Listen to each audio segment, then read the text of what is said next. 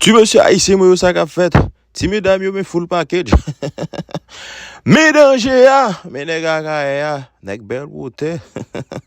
Nous gen bagay nan men nou. Ah ben tu monsieur quand pile nèg qui tou a demandé ça m'gen dans valise moi. Gen bagay m'a montre nous, gen bagay m'pa montre nous. Ça fait ça gen bagay direct personnel. Between moi même avec bon Dieu. Ah mais tout petit soeur m'a montre nous c'est ça nous ouais. Pas monter sous moi dit monsieur, m'a camper nous. Gen bagay nou pa ka ouais. Ah mais je n'ap gat la player montre nous tout ti essentiel ça yo. Ba ça yo gen ti mouthwash, gen ti bagay pour babouin, gen ti bagay pour visage, gen ti bagay pour bouche moi.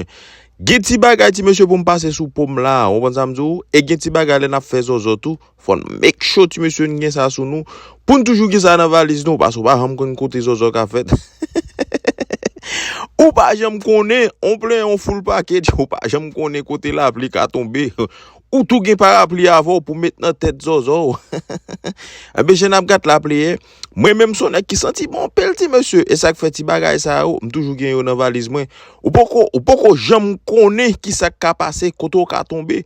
Gon doit gon coup de fil qui fait po yo di yo besoin dans warehouse là, yo besoin dans ghetto là. Yo besoin dans bloc là. Et pourtant do gen simple ça ou ba d'espoir ou prêt pour faire